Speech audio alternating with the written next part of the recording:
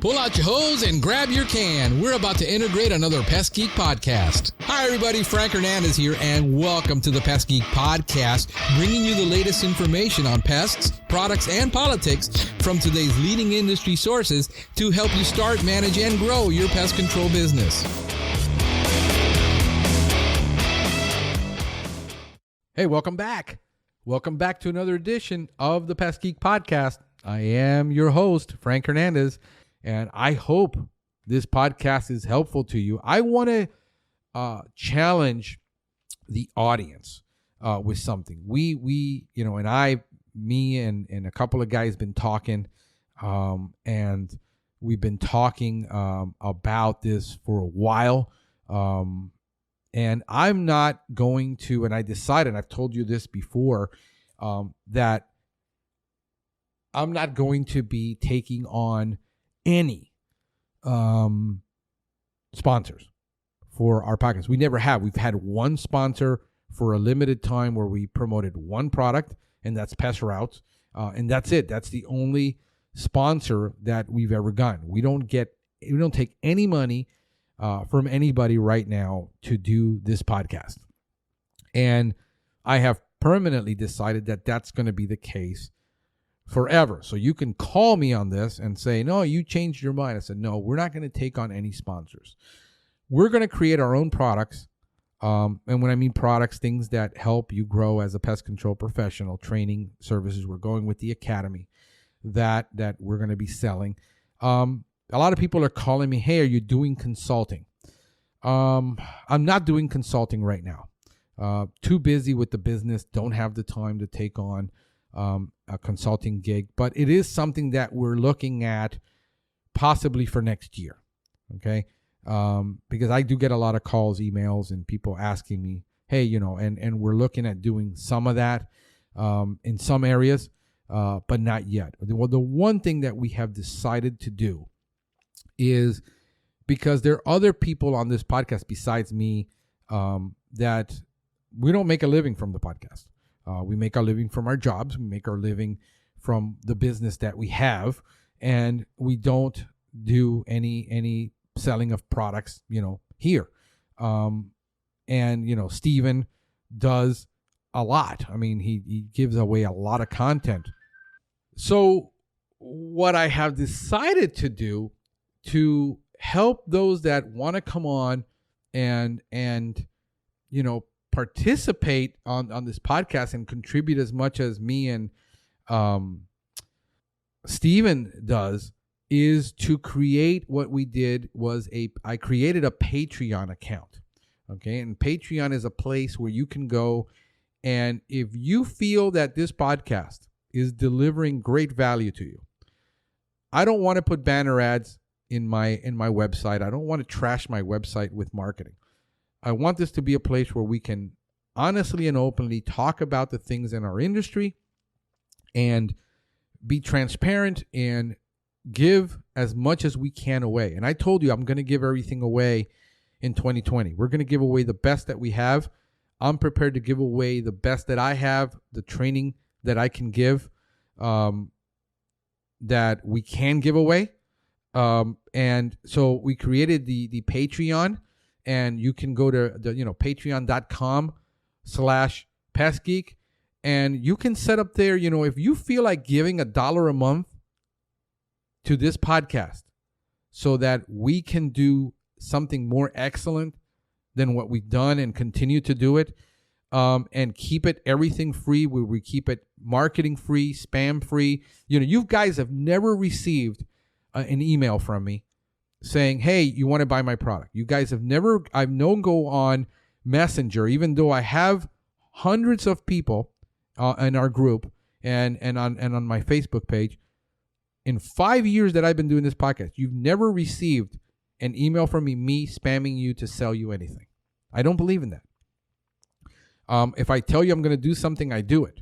And so, hey, if you want to donate and you want to be on the contributor financially to the podcast, where you say, hey, it's worth $5 a month to me, it's worth $10, it's worth 20, whatever it is. If it's worth $1 to you a podcast, and you say, hey, we're putting out some really good content that, is, not sponsored. It's not jaded. It's, honest, transparent. We give you the best scientific information that we can that's available at that time. I think it's a new way of doing business. I think I like this model. And I've been suggested this model. I've been noodling this out for a year now. And I think I like it. And so this is what we're going to be doing. If you want to donate, I'm going to put up a link on our podcast. The link is patreon.com/PestGeekPodcast. And you can go ahead and sign up there and donate. And, tell us that, you're enjoying it and that we're helping you. And this way we can continue to do this. I thank you so much for listening to us for the last 5 years. We have an amazing audience. The audience is getting bigger. We are doing more things. So I am super excited about what I'm going to be bringing on. Hey, we're going to be discussing the most comprehensive list of active ingredient insecticides available for pest control operators exclusively for GHP by mode of action. Now, if you know about modes of action, I've done a podcast before.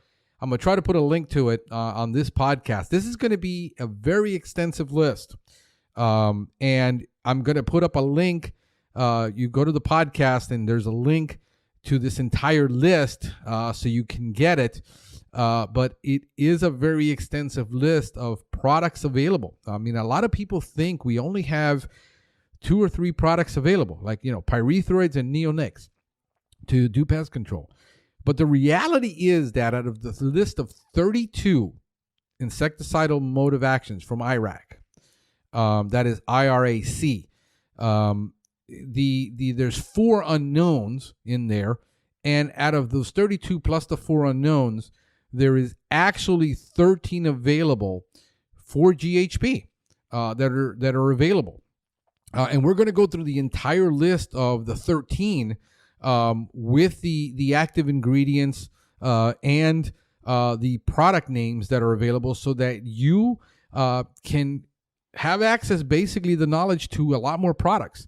Like I said, most people don't know that all these products are actually available to do a lot of the GHP. Now, this is only for GHP, general household pests. This is not for lawn and garden, lawn and ornamental, turf and ornamental. This is not for dealing with wildlife. This is not for dealing with rodenticides. This is insecticidal mode of action, which includes some mites, and it also is going to include insect growth regulators, both juvenile hormone and synthesis chitin inhibitors. So it's a very, very comprehensive list. If I suggest you listen to this podcast with note, if you like to take notes, but if you're going to be on a drive, this one's going to be a long one too. So it's going to be a nice, if you got a lot of windshield time for it. So we're going to cover a lot of things on here. The number one is we're going to go into insecticide mode of action order, starting from 1 all the way till the end. And number 1 is the acetylcholinesterase, or known as ACHE inhibitors, which are your carbamates and your organophosphates. And most people are like, well, are there any left? I said there's really one organophosphate left for use. It's Acephate, which is Orthane PCO pellets. If you've ever applied it, it smells like rotten cabbage. That's the best way I could describe what Acephate smells like. There is, for lawn and ornamental, it's still available. But we're talking about that you can actually apply it indoor. And it's still used extensively for German cockroach use in restaurants. And one of the reasons why it's still useful in restaurants, in food service, for heavy infestations that people still use it. I mean, it's still available, is the fact that it works well with grease environments. Understand, if you apply pyrethroids in a restaurant as a surface spray, it's going to immediately get covered up by the oils. It just cover it up, and then it's no longer accessible to the pest. Well, you don't have those problems with the acephate, and that's one of the reasons why it's still used on the market for GHP. But that's number one. Number two is your GABA-GATED chloride channel blockers, known as Fiprols. And we really only have one available for GHP is Fipronil. It's the active ingredient in Termidor and the active ingredient in the Maxforce line, the FC Force line, the roach control line. That one is available. Obviously, you have your generics like Taurus available, but the original, that's number two, and those are in your Fiprols. And now, if I am not mistaken, I think CSI is coming up with their own roach bait made from Fipronil. I think they had it registered last year or the year before. I don't think it's out yet, but I just saw that. You might want to poke into that. Number three is the most famous of all, the sodium channel modulators. These are your Pyrethroids and Pyrethrum or Pyrethrins. There are 30 Pyrethroid, Pyrethrum, Pyrethrins active ingredients available. This is the most extensive list. There's more of these than in any other. Now, there's only 16 available for GHP. The rest, we're talking ornamental, agriculture, other applications like collars, for insect collars for animals. Those are used for that. But for GHP, we still have that you can kind of use it. It's not really available for an application of spraying, which is Allethrin. Now, Allethrin was the first synthetic pyrethroid manufactured. It was introduced in 1949. What's available about it is what is known as in the ThermaCELL, the ThermaCELL Mosquito Repellent equipment. It's not available for spray, but it is. Mosquitoes in some states are GHP. Others it's lawn and ornamental pest, but it's a GHP. It's a general household pest. You can actually use this to repel mosquitoes. Okay. The next one, number two, is on the list, is Bifenthrin, beloved Bifenthrin. It's almost like they should come up with a song, B and G and Bifenthrin. They go well together. Because that's what I was told Miami was a B and G town, and this is why we have virtually no training going on in Miami for anything, because nobody cares. That's what I hear anyway, but I'll digress. Bifenthrin Talstar, that's the original. And this, by the way, pyrethroids are broken down into three categories. You have your first category, first generation, second generation, and third generation pyrethroids. And, the most recent generation is that one which belongs to that cyano group of pyrethroids. So there are differences in how they behave, but they're in one category, which is category number 3 or class number 3 of pyrethroids, pyrethrums, and pyrethrins. And the difference between the pyrethrum and the pyrethrin, for those of you that don't know, is pyrethrum comes from the chrysanthemum flower. It is a botanical extract. And then we get from that pyrethrins. And then the synthetic form of that is the pyrethroid. So those of you that are not understanding what's the difference, that is the difference. You got Cyfluthrin available, which is Cy-Kick CS. This is the most common one. That one is Cyfluthrin has a couple of different in and of itself grew, like beta-Cyfluthrin, which is Tempo SC Ultra. That's one of those more modern products. Then you got your lambda-Cyhalothrin, the Cyhalothrin. That one's a tongue twister for me, man. But it's your demand CS, okay? And then you got the gamma-Cyhalothrin, which is the new Scion insecticide. That's the difference. You got those two.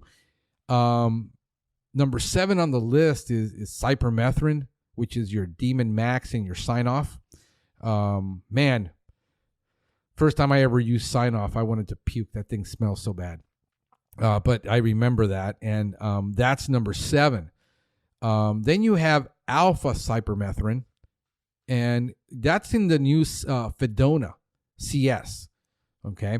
And theta-Cypermethrin, which is, it's in the Sign-Off dust. And if you remember the old Carbamate, which was Carbaryl 7, well, the new 7 was rebranded, or actually the same brand reformulated with, they got rid of the Carbamate and they made it theta-Cypermethrin. It's also available for perimeter treatment in lawn in Triple Crown, TNO. So a lot of these, you can use for lawn perimeter, but we're talking about for inside the home, you really got the Sign-Off dust, and that's it pretty much for that that particular one. Then you got Deltamethrin, Suspend, and Delta Guard products. For, in some states, flea and tick is going to be a GHP, a general household pest. Delta Guard, I loved it for doing tick treatment. It was wonderful for that. The next one is Esfenvalerate. All right, Esfenvalerate, which is Onslaught. That one is a pyrethroid, one of the modern ones. I hear it's awesome for spider control for those guys that are having to deal with various spider problems. Etofenprox. Etofenprox is Zenprox EC. That one. Phenolphthrin, which is number 13 on the list. It's an active ingredient in a lot of products. It's not the main ingredient, but it's spelled with the PH, phenolphthrin, and it's in Bedlam Plus, in Precor, and in Sterifab. So it's an active ingredient, not by itself, but it is one of the combination pyrethroids used. Allethrin, which is Onslaught Fast Cap. Okay, there's the Onslaught, and then there's the Onslaught Fast Cap, which is one of the again, I think that one's really good for spider control. It's actually labeled for that, I believe, in the marketing for spider control. And then Tetramethrin, which is Zenprox Extend. That one has 5 active ingredients in there, but it is available in that item. And then Permethrin. Permethrin is really old too. It's been around forever. Tengard is the original product in that. So for those of you that are looking for your pyrethroid, you got 16 available, which is the most extensive. Now remember, one of the things that when we're talking about rotating chemical classes, we're talking about rotating the entire class, not rotating which active ingredient. So if you're switching from Bifenthrin to Cyfluthrin, understand you're still in the same class. You're not rotating the chemical. You're rotating the chemical active ingredient, but you're not rotating the class. The importance of rotation is in rotating the class, not rotating the active ingredient. So this is why I'm giving you an extensive list of those. We're going to go into then the number 4, which is the Neonics, which is the nicotinic acetylcholine receptor competitive modulator, known as neonicotinoids, or NHCR. Now there's 4 out of 6 available in GHP. A lot more of it is available for lawn and ornamental control and nursery environments and things like that. But the first one on the list is acetamidoprid, and that is your transport GHP insecticide. Now, for those of you that want to do fly control, with that. You're looking at Endzone, the insecticide sticker. I have used it. It's pretty good, not by itself. It's in combination with, obviously hygiene in restaurants, food service, and also fly lamp control and, other, just basic sealing and keeping the doors closed, or, having positive air chambers and things like that, or air curtains. But for I've used it, where there's windows, and if you got like a food service place and there's windows, that's a place you might want to put that. That one's really good for that. Transport Micron. It's a combination of a 3-4. So you got your Pyrethroid and your Neonic combination in that. So that Transport Micron is one of those. Then Clothianidin is what's available in Crossfire. It's a new product, relatively new, for bed bug control. It's not the only active ingredient in there.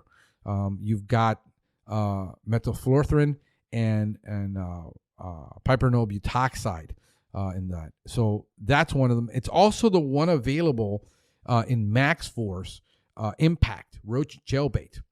And it's also available in Vendetta Nitro Cockroach Gel Bait. So that's the number 2 active ingredient. And then the most famous of them all is the imidacloprid, which is available in a slew of products, anywhere from granular baits to gel baits for roach control, ant control, insecticide wettable powder, liquid, tempered FX, which is a combination of beta-Cyfluthrin and imidacloprid, is one of those combination products. You're ready to spray tempered. Lava lure granular bait, which is hydromethonon and imidacloprid. Invict Express granular bait, which is imidacloprid. Invict Blitz and granule is one of them. Invict Gold roach bait. You've got 2 products like Fuse, which is Fipronil, and imidacloprid, which is 2 different modes of action, both non-repellent. That's one of the things about imidacloprid and neonics, is that they are non-repellent products. Premise, the entire Premise line, the Maxforce Flybait, Maxforce granular flybait is great, and also the Maxforce Quantum Ant Gel Bait is available. It's also in Bedlam plus aerosol. Okay. And of course, the original imidacloprid is the Merit product. You can still use it a lot by itself for perimeter treatment, exterior only. So it's mostly labeled for granular bait and stuff when you're using it indoor, but outdoor for perimeter treatment for ant control, it's pretty amazing.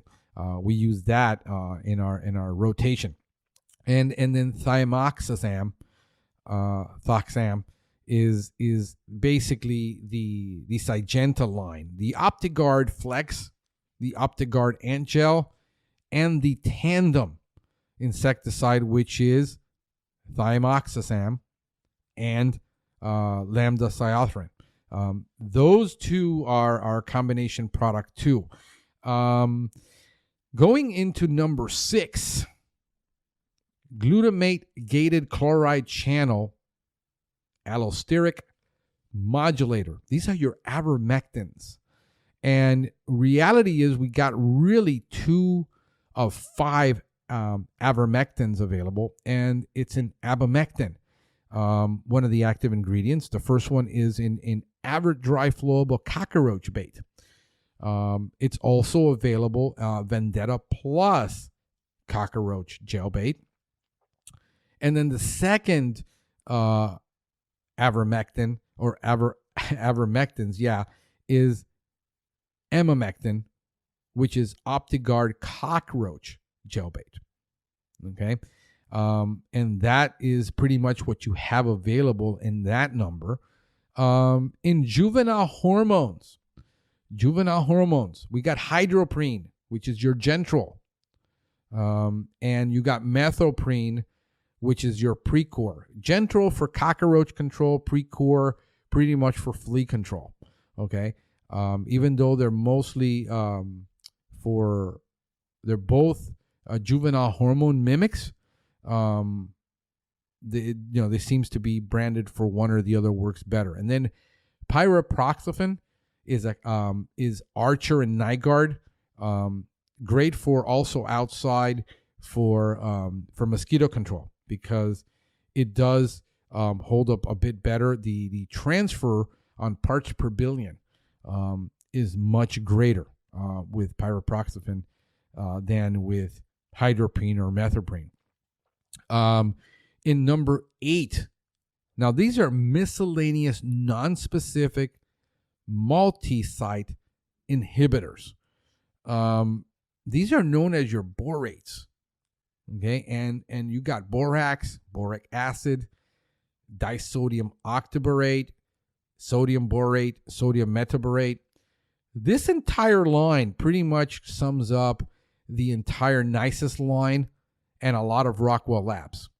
So they're available in dust, liquids, gel baits, granular baits, and in roach control with a lot of this stuff can be done.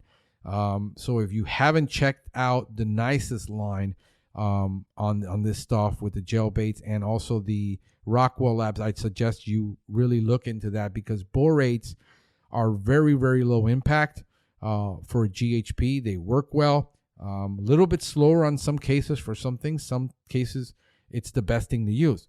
So I would definitely look at that. Now, 13 is the next one on the list, which is uncouplers of oxidate.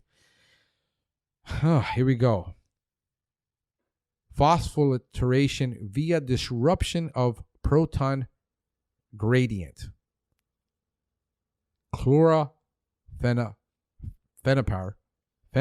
which is your phantom insecticide and termiticide. That's pretty much the only one that's available in that category to us.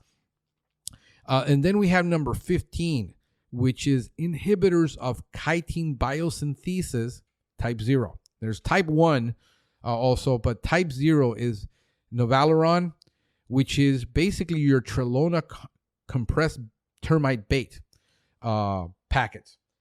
And if you want it for GHP, for mosquito control, for flea and tick control, then you can get it in Tico Pro Insect Growth Regulator from CSI Control Solutions.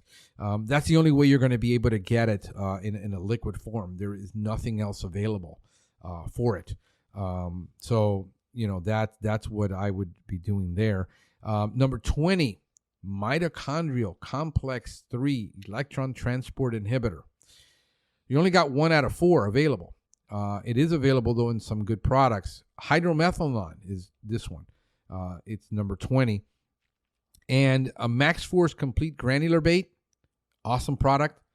Extinguish Plus Fire Ant Bait, another awesome product. And Maxforce Pro Roach Killer Gel Bait is what it's available in number 20. Now, number 22 is the voltage-dependent sodium channel blocker, different than a sodium channel modulator of category 3.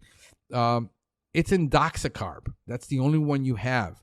And Indoxacarb is what's available in basically the entire Advion and Aralon line, including the new Advion roach gel bait and the new Doxem precise placement bait from Control Solution, which is the precise applicator of dust gel bait, which is a great new product. We're thinking of getting that one and replacing that with our Avert application. And that is one of the new products that is out on the market. And then a Rhinodyne receptor modulator number 28, which is Cytropronil. This is a long one, okay? Cyantronilyprol Fipronil. Zyrox fly granular bait. It's really the only product that is available, but there is a GHP product for fly control. And then you have unknown fungal agents of unknown, uncertain MOA, Beauveria bassiana. And it's an Apprehend, which is the new product to control bed bugs, which is a biological. Okay, so this is the entire list of what is available for GHP. So you've got 13 modes of action. You've got a lot there to rotate with. Okay, so if you're saying there's nothing available, it is available. Unfortunately, a lot of these products are new products. A lot of these products, there is no generic available for it, and you're going to pay a premium for that product to rotate the mode of action.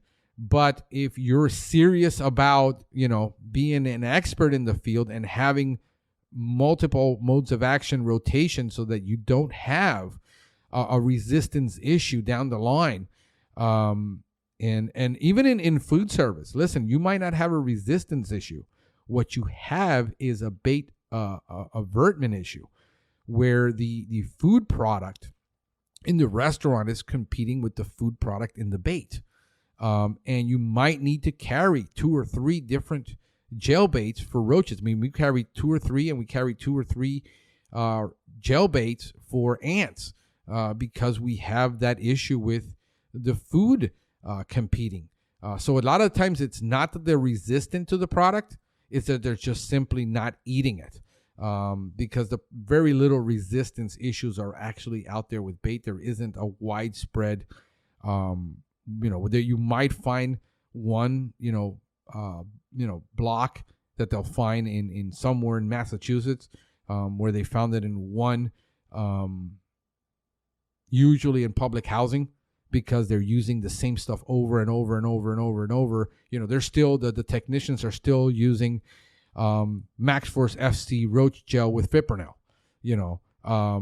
that's, already 20 years old.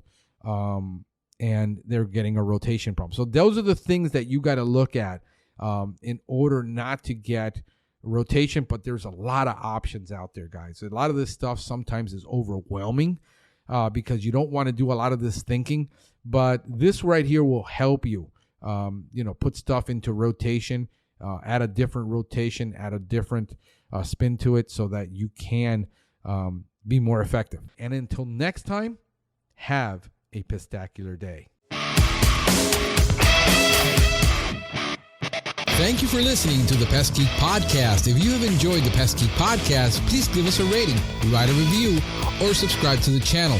You can join the Pest Geek Society by visiting pestgeekpodcast.com. Thank you for listening. See you next time.